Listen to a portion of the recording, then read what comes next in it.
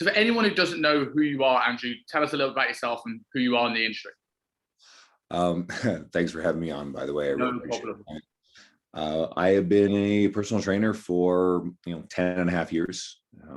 Just gym floor, doing tons and tons of work there.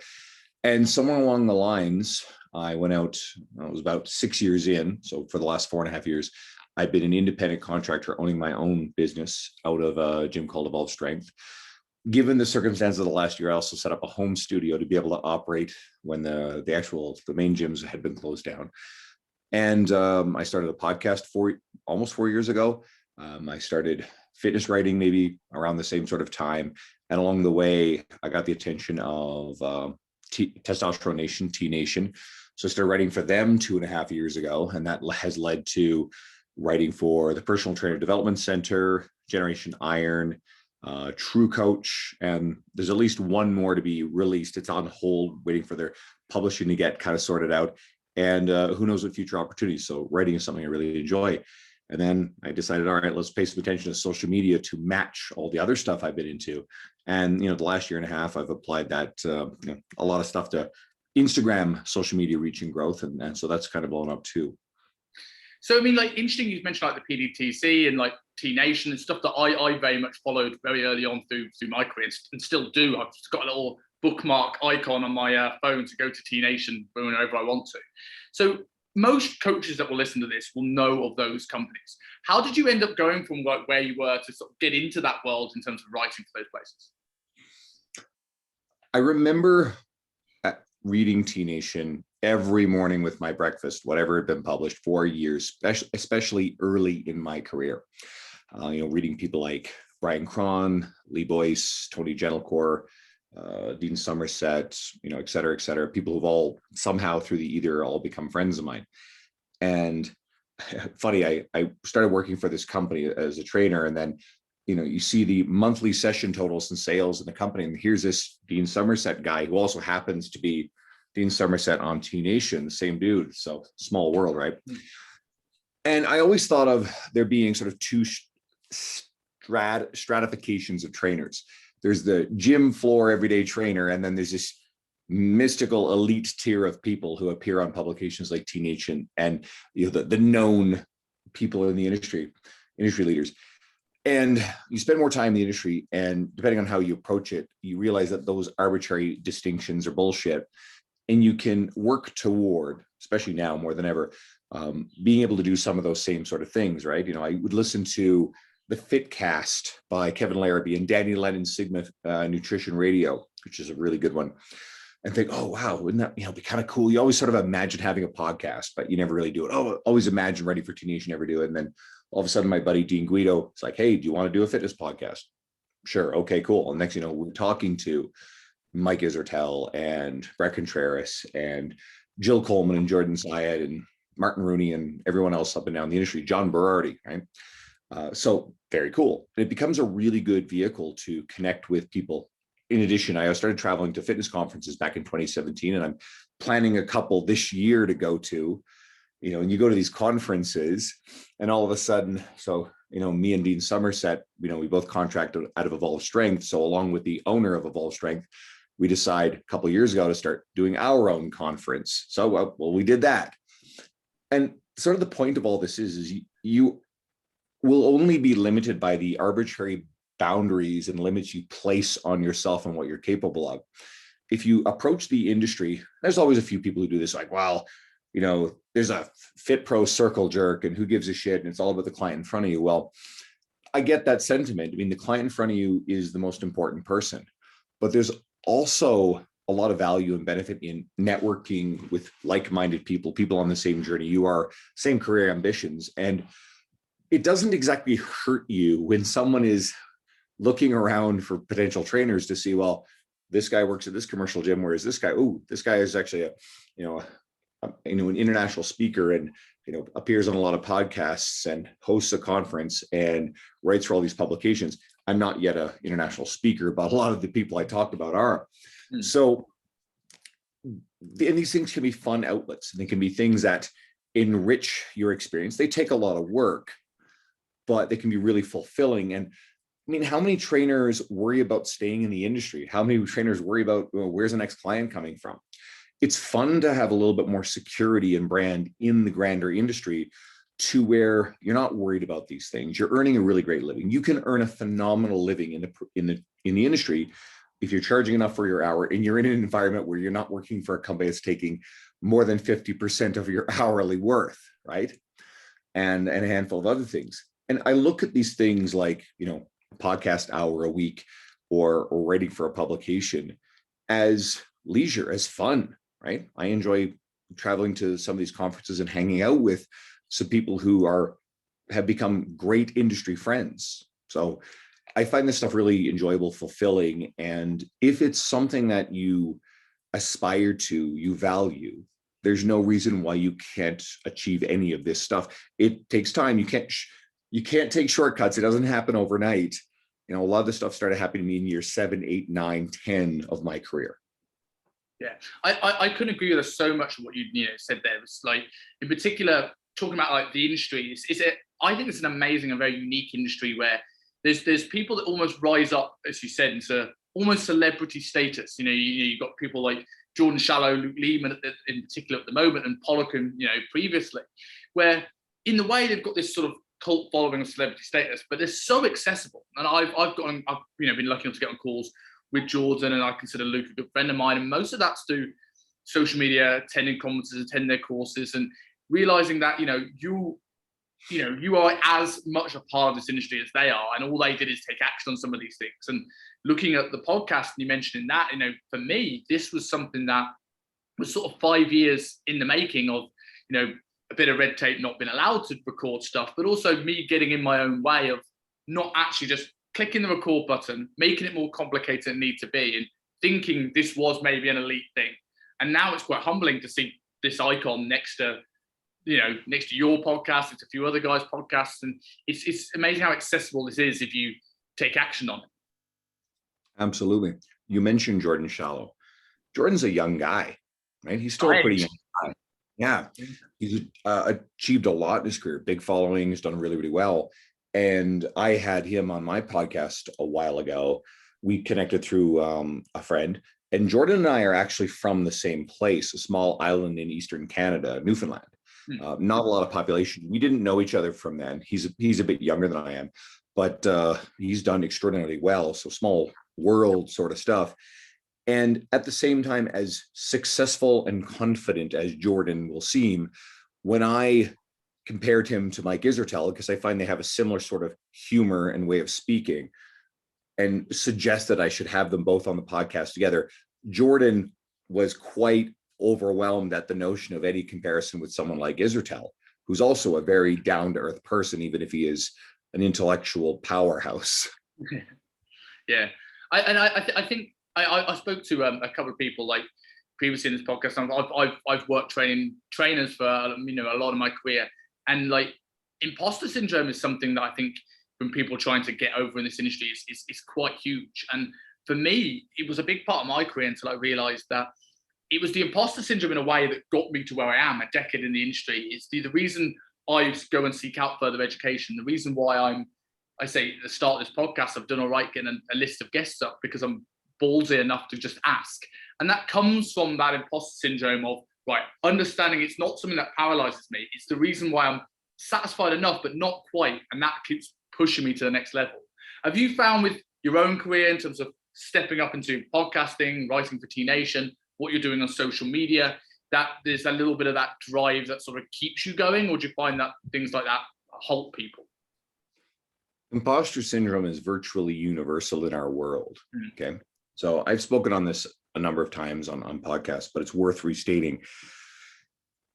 Anyone listening who sees successful industry leaders, you are seeing people who have a lot of reps. They've been around a long time. They've got a lot of practice. None of them started the way that they seem now. They're much, much better at their media. They're much, much better at their writing, their video, their speaking presentations, all of the above. You're also seeing a lot of people And even though some of them will be raw and authentic, you're still seeing people who are very good at social media, and you're still seeing, to some degree, curated, examples of a lot of success. And when you compare that against your own experience, your own every doubt, just hyper awareness of every flaw you feel about yourself, every exaggerated flaw, that's never a fair comparison. So a lot of the people that you see that seem really powerfully successful and confident, they have their own doubts, their own struggles, and they have gone through a lot of that stuff. I believe that if you feel imposter syndrome, it is a great sign. It means you're a caring, passionate person, like you said, who's probably going to work really, really hard at getting better at your craft. And for some people, imposter syndrome never really goes away. And for others, it's a phase that they pass through. But I'm much more inclined to trust someone who feels imposter syndrome or has felt it than someone who has it or claims they haven't. Oftentimes, someone who claims they haven't, I think, is just pretending that they've never felt that way. So if you are experiencing it, know that the people that you look at who you're comparing yourself unfavorably to also experienced, have gone through it, and not everything is as great and as glorious as it seems on social media. There are some very successful people who showcase integrity, who are doing great, but there are also a lot of people who are putting on a complete farce and fabrication of what's going on in their world. Be very mindful that while there are a lot of people with real following counts, there's a lot of people who have bought their followers. It's a very common thing. They seed their follower pool. And if you see someone who has had a massive spike in followers, punctuated with periods of no growth whatsoever, who are sharing mostly just selfies of themselves without actually doing anything that's going to be shareable to attract more people, then you got to go, what's going on here? Anyone who's been around for my growth, I literally within the hour hit 17,000 followers on the nose. And depending on who you talk to, that's either a lot or not very many at all. And it took me a year and a half to go from about 3,000 to that 17,000 mark. And anyone who's hit in early has watched it grow steadily, steadily, steadily, steadily. It's hard fought. It's, any given post, no matter how successful or viral it goes, is rarely going to bring in, more than a few hundred people at a time. And, these monstrous spikes, that's an indication that someone's buying their following. And okay, it's also kind of like, well, who's on performance enhancing drugs? Well, really doesn't matter. Don't worry about what other people are doing. Worry about what you're doing. Focus on the things that you can do to make your media great and to share. But at least know that there are people who have taken shortcuts, that if you are feeling inadequate or insecure because you don't have the following that some other people do, despite feeling like you're doing a good job, well, maybe you shouldn't feel so bad about it, because maybe they took a shortcut. So again, I'm not interested in, trying to judge or guess who did or who didn't, because you're thinking about the wrong things. You're focused entirely on the wrong things. Yeah, I see this. You see this in businesses all the time, where people are looking outward at what other people are doing rather than looking what they're doing. And I think you made a really, really good point looking at imposter syndrome on social media, that you're seeing people's highlight reel. And sometimes it's the shortcuts, it's the deliberate, facade. But a lot of the times it's like, I don't really blame that, because it's like, I take a photo of myself, the good ones end up on social media. Every single person on the planet puts up their highlight reel. I understand that no one's life is like that storyboard that they put up. And it's quite sort of inspiring looking at your growth in the last 18 months, when, especially I've seen this, I know a lot of people see this from social media, you'll put up good informative posts and they'll get 1 to 2 likes, maybe a share. And you'll put up a picture of a dog or put up a picture of your abs and it'll get 100 likes. Your social media has almost grown entirely from written text, and which is, I can imagine, an incredibly difficult thing to do. So what do you feel that set you apart from a lot of the other people that don't quite get as many shares doing the same thing? There's a couple elements to it. And you're right in that the things that get the most sharing are the Twitter posts, right? There are a few elements to making those work. If you have a lot of things competing with your message, your picture's too large, or a ton of emojis, or a whole bunch of icons telling people to share and save or whatever, Well, make it so fucking good that people know that they're supposed to share it or save it instead of having to explicitly tell them, right? You're cluttering it up and making it look busy, and then people aren't as likely to share it. And honestly, if your picture's too big or you got a custom graphic, people will share your message. They're not so much interested in sharing you and your face unless they're devoted fans, right? So there's that. And then there's all the stuff I talked about in the opening. If you have, like, it's one thing for someone to see a post in someone else's story they've shared, someone they follow, and they don't follow you. Let's say they click on your post and they're curious to see what else you do. There are certain things that validate their decision to follow you. The fact that people see, oh, he writes for all of the list of publications I just listed off. That right there can be the thing that goes, all right, I will follow. Or they find through the podcast, or they find my work on Mike Israetel sharing it on his wall, not in his story, but his wall. He's done that a number of times. And various other people in the industry have shared my stuff who are big names in the industry. And if you get an endorsement from someone with a very large following like that, that's a stamp of approval too. So while being really good at your social media, and I'll come back to that point, makes a difference. A lot of my growth was predicated on having developed a lot of other career capital that put me in a position to be able to create social media growth. I don't own a physical facility, despite the fact that people think I own Evolve. I'm just a contractor, and I own my home studio. I don't count that the same way as, say, Luca Hocevar owning Vigor Ground, which is a very real thing, or Pete Dupuis and Eric Cressy and owning Cressy Sports Performance, or any other number of examples of people who own physical facilities. Or, again, I mentioned Mike Israetel and Nick Shaw, who own Renaissance Periodization, or John Berardi owning Precision Nutrition, or Jonathan Goodman owning the Personal Trainer Development Center and the Online Trainer Academy. These are examples of career capital. Or someone like Danny Lennon, who has a very popular podcast, right? And I can go on through these types of things. You have someone who does really well on YouTube. Omar Isuf is a good example, if anyone's familiar with him, who's got a very good evidence-based background on YouTube. Jeff Nippard, same sort of thing. Ironically, Nippard is also from Newfoundland, like me and Shallow. So this tiny little Canadian province has, produced some interesting folk in our industry.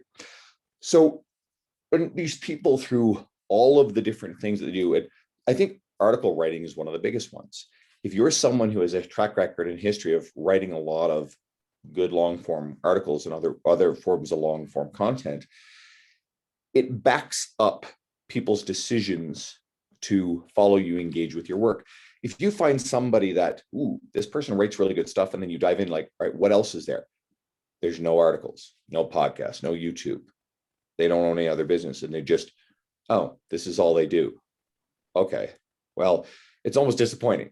So I'm a firm believer, if you want to build a successful brand in the industry, develop some things beyond just being good at social media. Now, like I said, I was going to come back to social media. Get really bloody good at writing and editing. Study writing, read books on writing. A lot of it is editing. Again, the Twitter posts work because they force you into a character limit. So you have to choose your words and your thoughts very carefully. And if you do that, you get much better at short form writing, which transcends into longer form.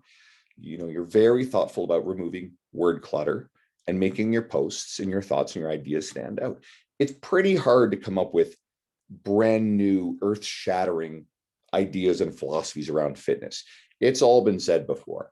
But posts about how peanut butter is not a good source of protein, or how you should be kind to people in New Year's in the gym, newcomers. I literally had a post of that nature today. Or things about macros, or the benefits of strength training for women.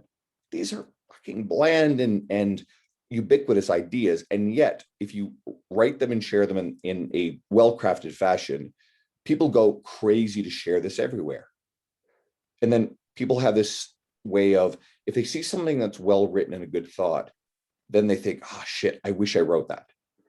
And then they share it. And after a while, you develop a reputation as being someone that people quite literally show up to see what you've written today. And they're very trained in the action of sharing your stuff. I have people who share every single fucking thing I post every day, right? Very, very devoted, very, very loyal. They love it. I could write something that's just complete rubbish as a joke And I have people who would still share it.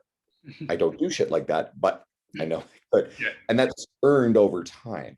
So it's practicing the art of writing, short form writing.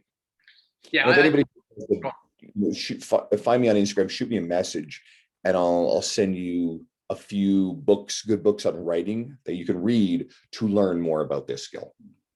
I think that's like the editing thing, and really interesting is how you write it. It's often more important than what you're actually writing. I see a lot of posts where you have these really fancy graphics and they look really good of like, 5 protein sources. And I'm like, but it's just information. It doesn't have any information about who this person you're talking to is, why they should care about this, why they should listen. And I've always thought by looking at your posts you put up, like the vast majority of them are really, really, really good at just saying like, yes, it's a 10, 11 words, but those 10, 11 words almost say, who is this for? What is it they're trying to do, and why can this help them? And I think that's the difference between 5 protein sources and what is this going to do to you in your story, in your life, to allow you to get better results. Well, it's about making it about the end user, the person you're talking to. You mentioned storytelling a lot off air, and I don't consider myself an expert storyteller. I'll study aspects of it for sure. I think there are better people in the industry who know more about it than I do. But if you study and understand story, and of course, there's a bunch of good books on it. Building a Story Brand by Donald Miller is one of the best. Wired for Story. There's Story Driven. I swear there's one. There's a lot of books that do this sort of thing. And fundamentally, if you understand that you in your marketing, your media, you're not the star, you're the guide. I've talked about this numerous times on the podcast, and it's not even my own original ideas. Jordan Syatt's talked a lot about this and stuff that he's done. It's the hero's journey, right? It's you're Gandalf to Frodo or Bilbo. You are Obi-Wan or Yoda to Luke. As much as I detest all of the Skywalker characters, I think there are some of the worst popular characters. Han Solo is a cool character. Chewie is cool. Luke and Anakin and Kylo are the whiniest loser brat. In fact, what's weird is all these things. Like Frodo is a absolute total just beta loser. I'm sorry, someone's going to find that very offensive. Scandalize. Merry and Pippin are much cooler. They're more fun. The other 2 hobbits, or Katniss in The Hunger Games. She's pretty badass. I like Katniss a lot. But what's the other classic one? Harry Potter. They always talk about Harry Potter being it's quite a bland main character. To let the story ride up to him, not to take away from the story, is what J.K. Rowling used to say. I like Harry, I do, but he gets to be an angsty, whiny little bugger, especially around book 5. So, and then Ron is, just can't do Ron. I've watched them back. I like Ron more. I like Ron more now. I've watched them back 5-10 years later than I did the first time around. But yeah, I agree. I do agree with you there. I love his brothers. His brothers, the twins, are fantastic. Honestly, it's phenomenal storytelling. J.K. Rowling does a wonderful job with the entire story. And Snape is a fantastic character, and Sirius is a fantastic character, and Dumbledore's great, and and just up and down, you have a lot of really good characters. It works, but and again, compelling story, right? But just going back to sort of point of all this, you do want to make sure that your marketing is as much as possible geared around the person you're trying to help, or your existing clients being the stars of the show, and you're the guide. Because if you make everything you're the center of attention, you're the hero, you're the star, well, it comes off as kind of narcissistic, and I'm sure it'll draw a certain type of people in, but is it going to draw in the type of people that want to work with you, want to hire you, and become really good enduring clients, right? And you can be narcissistic with your social media, fine, if that soothes your need to do that. But I think in the long run, you get a lot more traction, and you'll be more successful with your business if you make it about serving other people and sharing other people. Something I love to do as often as possible is share other people's work. If I have people in the industry who, I recently did a post, and I actually picked 9 of my friends. All of them have under 10,000 followers. Several don't post almost anything that's really shareable. It's kind of why they don't have big growth. but they're all industry presenters, all very well respected, well liked people within the, you know, the core industry amongst the trainers. And someone like Robert Linkle, and maybe a lot of you guys haven't heard of Robert, but Robert specializes in training older adults. That's kind of a brand thing he does. He's an educator in that space. I first met him here when he came up to be the lead presenter at the NSCA's provincial clinic in Alberta. And we sat down to dinner and became very fast friends. And, you know, he's done my podcast a few times, a really sweet guy. He's down in California. And he's one of the best people out there that teach you about how to work with older adults. What population is more lucrative and more in need of expert quality training than that population, right? They have the money to work with you. They have the need.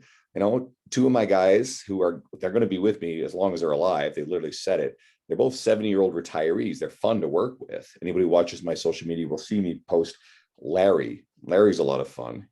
He squats and deadlifts a lot of weight for a 7-year-old. And it's a fun experience to train these guys. They're also very, very dedicated, secure clients. And you need a certain amount of that in the long run to do well. Because if your marketing is for teenagers, well, that's great. And if you want to blow up on TikTok, TikTok is a growth platform right now. It's easy to gain massive following. It's not something I choose to, because there's only so much time we have to do all these things. So I think it's kind of silly when, you know, there are experienced trainers who act as gatekeepers when they belittle the song and dance of TikTok. Okay, cool. Some of that shit's pretty stupid, but you can still make videos where you're talking and do it with integrity, even on a medium like TikTok. Double it back to your reels on Instagram. Boom. You get double for your time and effort. But if you are trying to attract teenagers, well, how many teenagers have the resources to hire you as a trainer? And how many of you want to be working with teenagers? I mean, young athletes, sure. But again, you know, that I have some young athletes. They're great. It's their parents paying the bills. But there are limits to just how much young athletes are going to come and work with inexperienced trainers. You either have to have an existing relationship or have developed a very strong brand around working with that population. And entry-level trainers or people who are a little bit new to it, it's going to take you a while to get there. I'm running a bit far afield here, but you know, give some serious thought as to who you are trying to gear your message towards, your marketing, your image towards. And if you notice that it's mostly about you, is that serving your best interests long-term to have a successful business? How many trainers are always worried about their income? They're frustrated because their income isn't stable, right? And then they start doing shit like, you know, putting in monthly rates for their training instead of session blocks. Cool, that's fine for some. And I think there's a lot of merit to subscription models as a future of business, but you know, it doesn't guarantee that someone's going to stay with you. You know, it's a major decision to allot a certain amount of money per month to training, you know, on a monthly basis or a renewal basis. You need to be doing one hell of a great job of giving this person results and making sure there's a great relationship. They trust you. They really like spending their time with you. And yeah, if it's renewing session blocks and your income is a little bit inconsistent, okay, smoothing it out month to month still doesn't fix the underlying problem of, are you doing a really good job of showing your skills and knowledge to more people? Are you gaining referrals for your existing clientele base and your networks? And are you keeping your existing clientele happy? And if the answer to a lot of that stuff is no, that's where you should be putting your time and effort.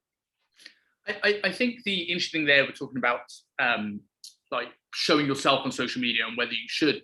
I think, you know, in my opinion, it comes down to how will you show yourself on social media? If we talk about right at the start of this conversation about the people being the highlight reel and almost coming across narcissistic in their tone, if your image of posting yourself on social media is your abs and your cool holidays and your fancy car, it's like, how accessible is that to the people that may want to work with you? I know that, well, you know, for a while, because a lot of the work I've done is now owned by another company. Like a lot of my initial social media growth was very graphic heavy, and I realized someone wouldn't even know who I was.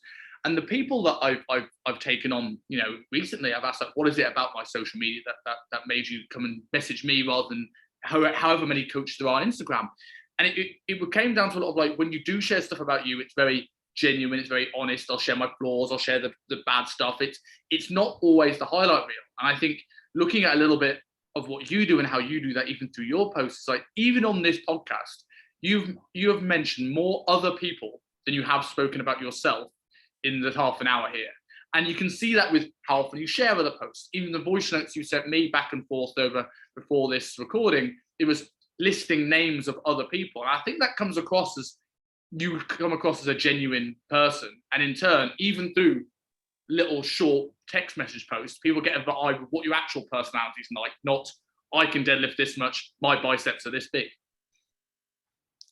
I hope that somebody's personality, demeanor, authenticity will shine through if you see enough of their media. I think a really great example is The Rock, right? Dwayne Johnson. If anybody follows him and thinks, oh, this guy is an arrogant, narcissistic motherfucker, it's like, what are we watching the same person? He's as successful as humans get, and yet he seems to be authentically positive and genuine, right? And he's not one of these guys that has all these stories circulating about what a legendary douchebag he is. You know, there are some famous people, and we get that. Okay, fine, it is what it is. But I think if you use The Rock as an example, you can, through the grander either of seeing enough of someone's stuff, get a true sense for them. And I think you're right. If you are more about sharing other people, then, and again, there's a lot of my industry friends, really, really successful people. It's really mostly centered on themselves. It doesn't make them, anything wrong with that. I think some people are wired not to think in that abundance mindset and just sharing as much as you can about other people's stuff. And I'll even say this, like, I've got some pals who can't keep their shirts on in their media. If a lot of your listeners are in the UK, Gareth Sapstad, the fitness maverick, right? He's another T Nation guy. And Gareth is a sweetheart. He's a really, really cool dude. Looks great shirtless. And then I recently brought Ben Mudge into T Nation. I did an article with him and I had him do the videos because he's really good on video. He also couldn't keep his shirt on in the videos. And guess what? Looks the right. It's T Nation, right? It works out pretty well. They didn't mind that at all. And, he's got a big following and he's got his little blue check mark that I love to tease about. And even still, if you follow those two guys and you get exposed to enough of them, you realize, wait a second, these guys are actually really down to earth, really genuine. Ben talks about his battle with cystic fibrosis, and the guy's in incredible shape. What? You have CF? Holy shit. And so, and either way, they're both doing really well in the industry, and they're both really cool people to follow. So, I think, yeah, every name that I've said in this podcast is a worthwhile social media follow, and dive even deeper into their stuff. Yeah, and Ben is a ridiculously humble person. I met him at Body Power a few years ago, and every now and again, share a social media message. And he's similar in a way to The Rock on a smaller scale, in just the sense of, like, he's got a lot of success in his career, a lot of success writing for publications. He's got these really difficult battles with cystic fibrosis, and you won't, if he didn't talk about them, you wouldn't be aware of it on social media, because he comes across so positive and so life affirming, and that's the kind of people you sort of want filling your social media feed. Totally. And he looks like Thor. So if anything, he's kind of more got the Chris Hemsworth sort of thing going on. Yes, yeah, 100%. I going back a little bit what you were saying earlier on that I wanted to sort of touch on was using the other mediums of, like, whether it's writing blog posts, whether it's podcasts, or whether it's things like this. I think that's a really, really interesting point, especially when looking at social media profile, because I know that I'm relatively new to the podcast game here, but I've been listening to podcasts for so many years. I can't even remember when I started listening to them. And a lot of it, I've gotten such a better idea of the individuals that are on these podcasts than I would through their social media. Like, I felt like I've known people, and I've never spoken to them my whole life, just because every Monday or every Tuesday I have an hour and a half where I listen to them have a conversation, probably more than half my friends and my family. And I think if they didn't have those things, I probably wouldn't feel as invested in their brand. And I think going back to writing through T Nation, that's something very, very similar. Have you found that more people have come to you through social media, or do you get more people still coming to you through the podcast or elsewhere? I found that most people find me first through social media and then start diving into the other things that I'm doing. I've met a lot of people in my travels, so I've been able to forge a lot of connections that way. And the podcast was a thing before I really put a ton of attention into social media. So a lot of people came in through that as well, but it's hard to track now for sure. It's social media sharing, and then people are discovering, oh, there's this and there's this and there's this through the different publications. But sometimes people find me through the publication and then double back to social media. Do you feel like moving, obviously we spoke a lot about social media, but delving into sort of like how, that gets people into your business, that's people's knowing your name, and obviously then you've got to run this business to keep yourself successful. And you mentioned earlier that, a lot of people wondering where the next paycheck's coming from. I get the impression that it's not yourself. So like, how is like learning how to write, learning how to communicate, how do you feel those things translate across into actually dealing with your clientele on a day-to-day basis and getting them good results? I mean, first of all, a lot of that stuff comes from, the ideas for it come from a lot of coaching experience. So I still believe that the client comes first, the coaching experience comes first, the business in front of you comes first. Doing well, making a comfortable living doing it, then affords you the time, the bandwidth, the resources to do the other things, to be able to, spend time writing and getting published, to be able to travel to some of these events that I enjoy, to meet industry leaders and people who are on a similar path and trajectory I'm on. And I can't say enough about the value of doing this. Trying to curry the favor and get the attention of, the Jordan Syeds and the Mike Isertels of the industry is time poorly spent. I happen to have relationships with both of them through the Grander Either, but you best look around at people who are kind of similar social media following, on the same quest, trying to do the same things you are, because you never know who's going to turn around and explode into the next Jordan Shallow, right? Have a lot of success, who you were supporting and can then potentially help you. And it's not about keeping score. It's about sharing and supporting other people without any expectation or scorekeeping of what's coming back your way. If you are someone who genuinely believes in and applies abundance through all your dealings, a lot of good tends to come back your way through the Grand Either, right? So it may not be one for one in any individual relationship. So again, I think that these other things are bonuses. They're cool things you get to do. I'm going to close my window because my neighbor is about to start his lawnmower. Oh, well, you can got the background, guys. I apologize. I hear him giving a rip on it, and there it goes. Where was I? Yeah, getting to do all these things are a bonus on top of, being a trainer. Once you reach the point where you get to do this stuff and you gain some traction with them, then sure, it may, in the eyes of some of the people who want to work with you, validate you as a good coach. It can help you attract online clients. For example, I occasionally get an online client who reaches out because they've read something I've written on T Nation. They like my philosophy. Okay, cool. Then I have an online client. Great. But I still believe that doing a great job on the floor with the client in front of you is still what is going to keep you busy, the referral business and the referral network that you generate. And all this other stuff, then it reaches critical mass through your social media, be it your Facebook or Instagram or whatever else you're doing, your website, that you develop a reputation as being someone who has, and I hate thinking in terms of status games, so I try not to, but people do think in these terms. You achieve a certain status in people's minds that, well, then you're an obvious person that someone wants to refer business to or wants to go train or seeks you out. I think you saying you don't like the use of the status game, it sort of depends on, is your work giving you a status, or do you think that the status is going to give you the work? And all the people I know that have gotten to a certain level in this industry, you find that their social media, the reason why their social media is so good is because they've done such good work with their clients. That becomes most of their social media game, which in turn has given them a status. They've not tried to have a status. They've just done, like Jonathan Goodman, PDTC, like just do a great job and make sure everybody knows about it. And I'll add to that thought. If you're someone who tries to shortcut the status, and it goes back to things like buying followers or just doing just one social media, right?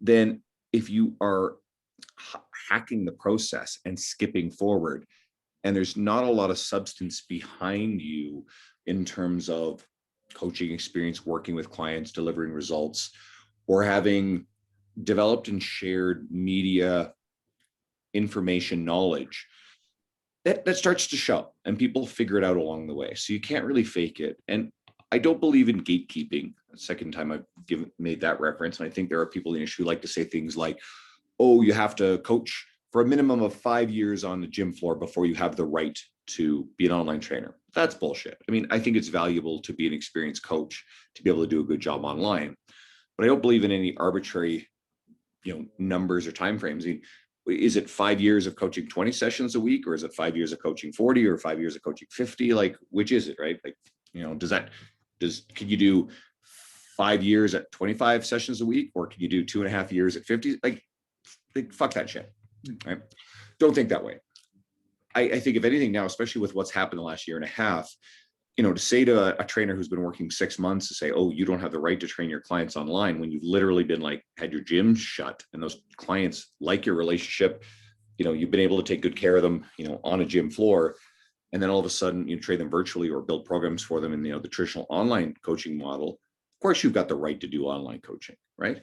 So it's like anything. I mean, honestly, most trainers stepping into the gym floor on day one don't have enough experience to train people, but everybody's got to start somewhere.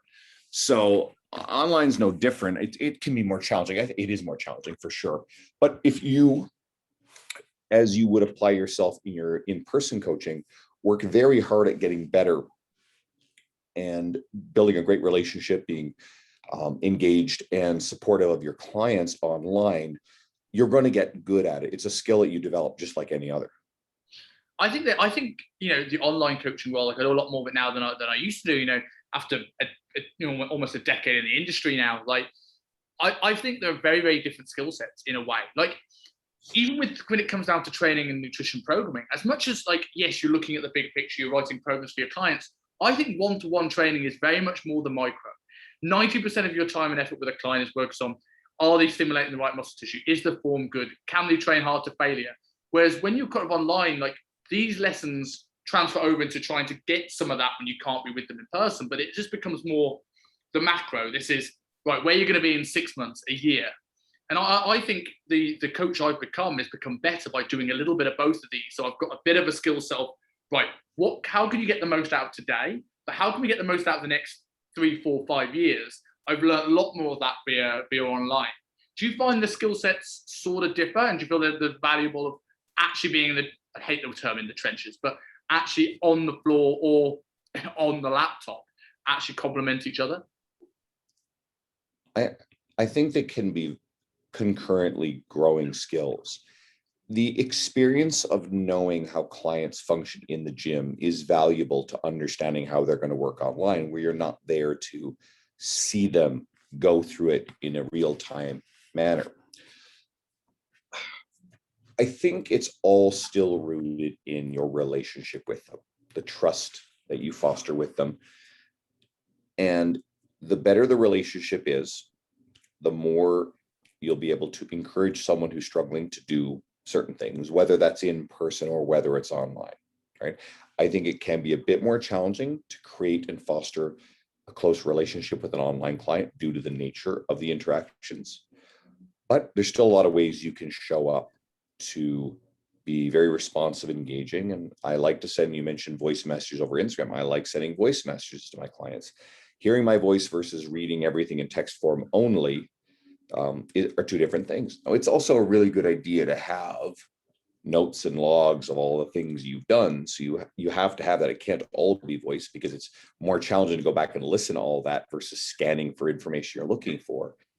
But it can go a long way to supporting a client if you're getting very personalized messages that have the warmth of a human voice and emotion in them versus the lack of emotion that often comes with text messaging. Yeah, I think that's a really, really key point. We mentioned a little bit about like the client story and the client's journey. I think that becomes even more important when you look at how you communicate with them. And I think the voice notes is something I remember being quite almost blown away by when I first shared one of your posts and how personal that was. And we probably might not have been sitting on this call if we hadn't had that voice note, because it's like, right, I'm going to spend my time to reply back to this guy because he sent something more personal than a templated message or just thanks, And I think when you're looking at how you deal with clients, I like the idea of taking notes from your client journeys. And it reminds me of someone I worked with a couple of years ago. a guy called Winston who was recovering from pancreatic cancer. And I noticed very quickly on in his story, I was like, his first before photo, he's looking off camera, he's looking at the screen. A lot of trainers wouldn't notice that, but I'm noticing he's not looking at me. And then as we sort of go through the process, I find his Instagram and it's just pictures of his wife. So if you found this guy's Instagram profile, you would have gone, man, she's got a weird name, you know, because there wasn't a single photo. And I asked him about this. He goes, I hate photos of myself. And as he gets leaner, as he's going through the process, he starts sending me selfies in the changing room. So I'm like, he's changing his mind. So I eventually convinced him to book a photo shoot. And I thought, what a story from a guy that didn't like taking photos of himself to have a photo shoot booked. That's going to be amazing. A week before the photo shoot, the gyms all shut. And if I hadn't had a reason, and I hadn't remembered his story, if I hadn't remembered these little things that he'd mentioned to me, and I hadn't noted them down, I could have just gone, well, shoot's cancelled. You haven't got a gym to shoot at. But what we did instead is like, okay, let's go into Tamar Park. And if you don't know Hong Kong, Tamar Park's like right on the front of the harbour by the big wheel. And we did the photo shoot there. So we've got a guy who would never, ever take a photo of himself to now take a photo of himself comfortably with his shirt off in the middle of one of the most densely populated cities in the world. And that all came from just me remembering, I hate photos. That one sentence. And if I hadn't taken note of that, I probably wouldn't have got anywhere near the same Matt story. Or I might not have pushed him to lose those last 5 kilos to make him really happy, because when you got a little bit comfortable and realized it was sort of hard work, those are things that sort of push you that little bit of extra mile.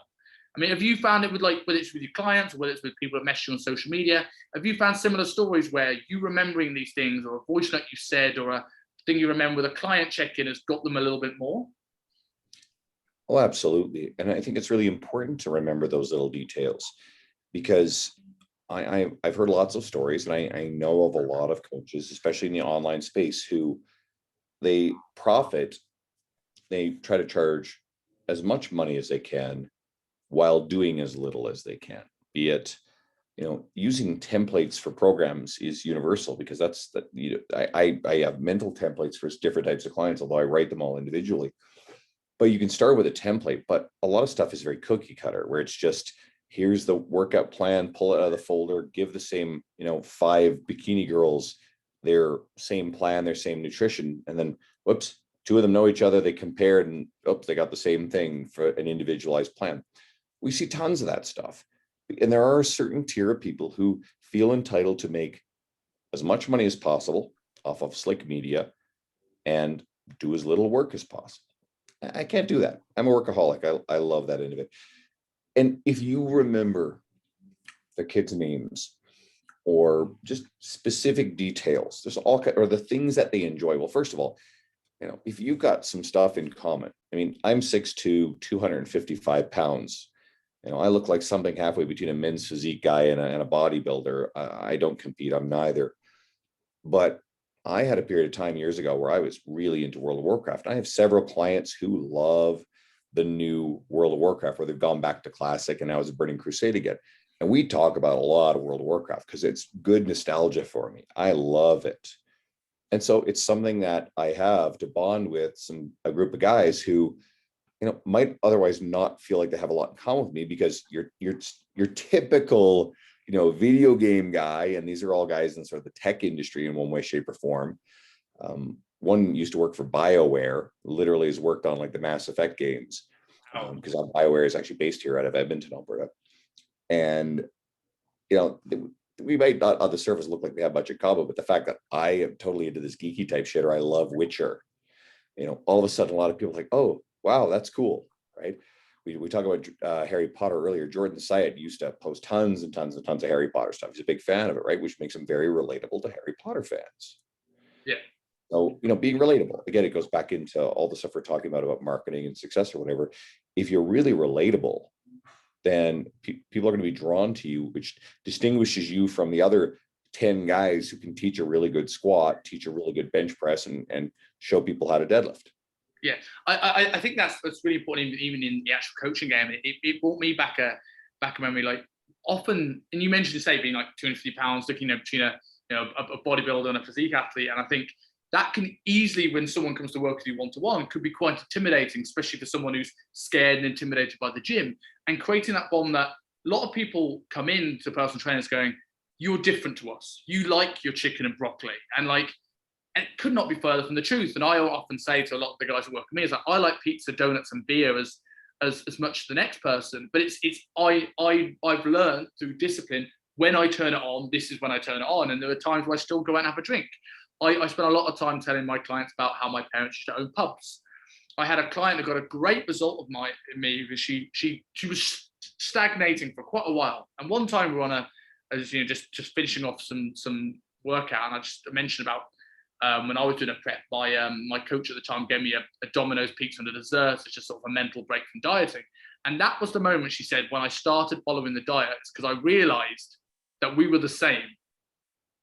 You just took more action. And if I hadn't had that conversation with her, if I hadn't made it come across that at the time I was very lean when I was training her, and it was like, I could easily see as you're this person that always is on beast mode, always loves the gym, can't wait for his next piece of broccoli. I'm like, no, I don't even like chicken for the most part. Yeah.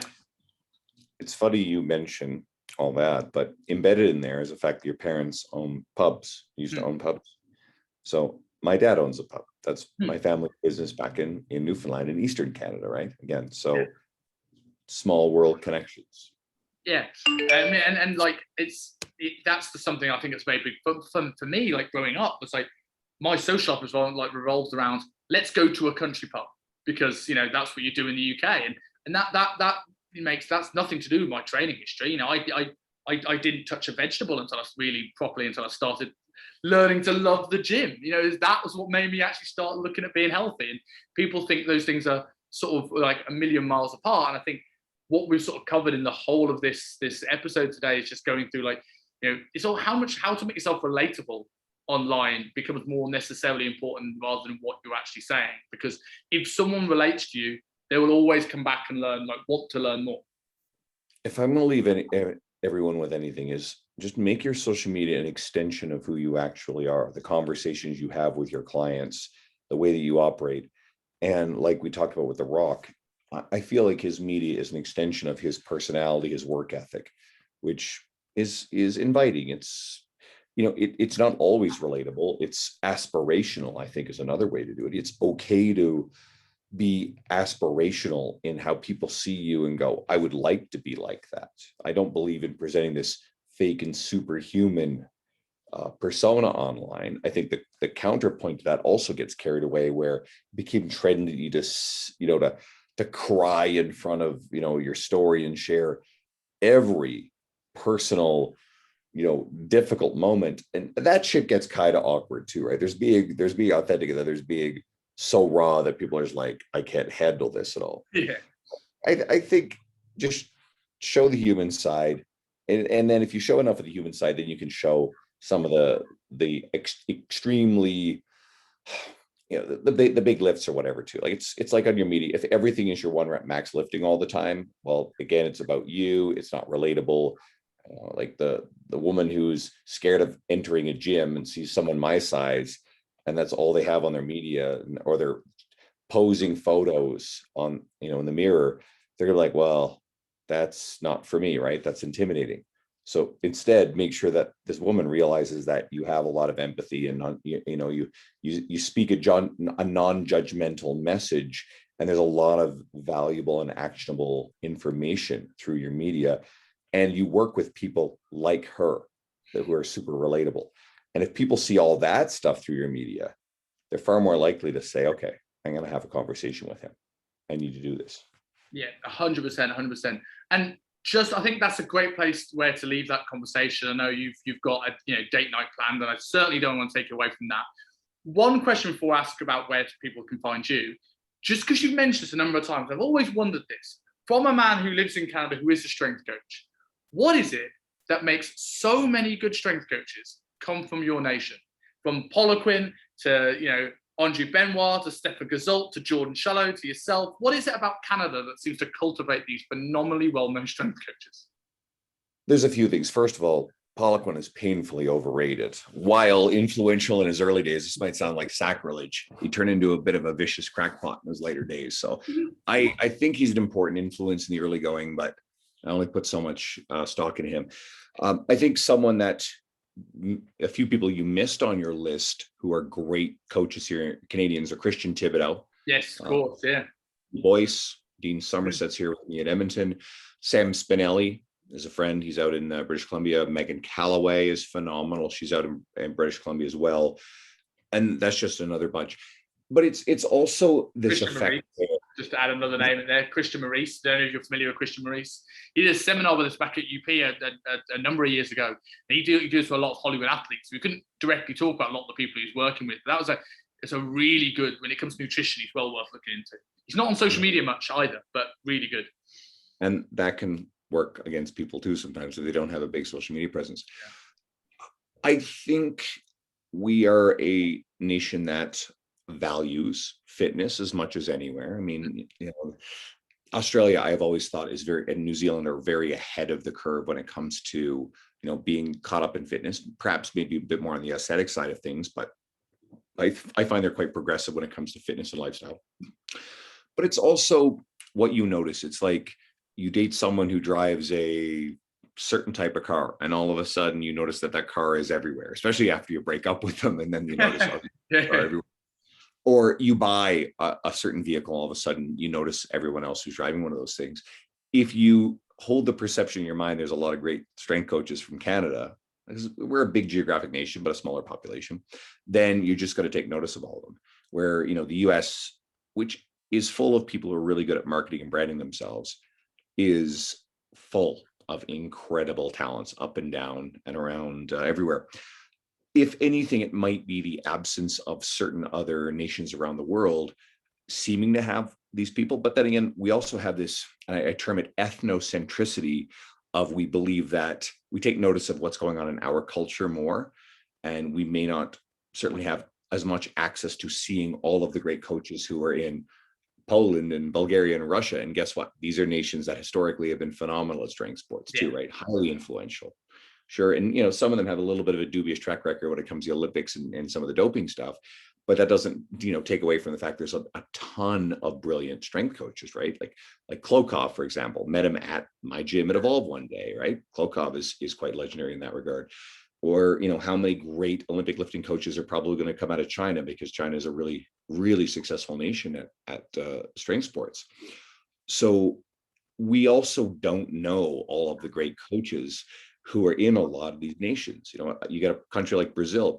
Now, I'm not like anywhere. I'm not sure. I can't validate that everything that's coming out of Brazil is super evidence-based, but they still are a nation that really values fitness and aesthetics as well. So there's going to be, that's going to grow. Fitness is growing in popularity in places like Brazil as well, and all sorts of other places in the world. We have more access and opportunity as coaches to see the people in North America and Western Europe.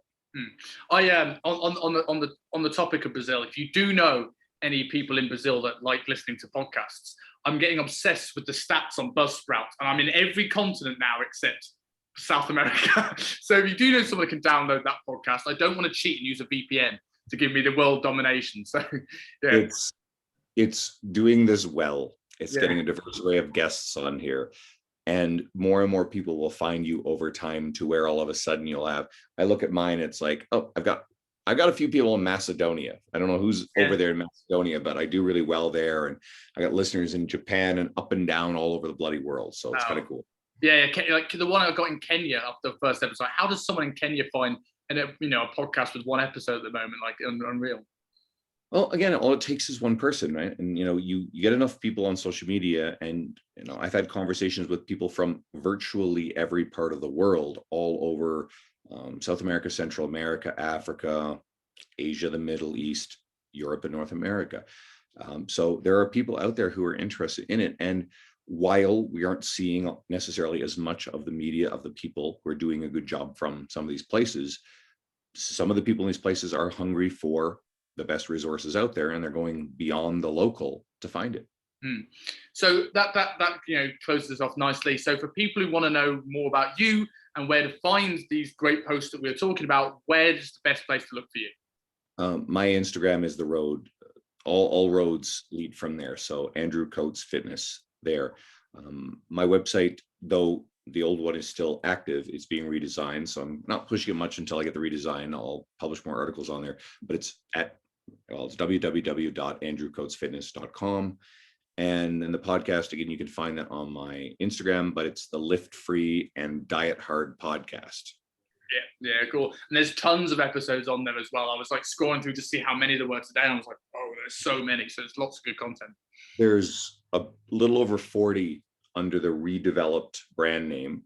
And then there's 150 with my old co-host, Dean, who his wife had a baby, so his life got really busy. So he wanted me to carry it on, and I renamed it, pulled it under my exclusive brand umbrella. Yeah. I'm proud of the guest list. It's a really great group of people and a lot of good coaches for anyone who's working hard to develop their own brand or be successful in the industry. There's a lot of good people to follow and learn from.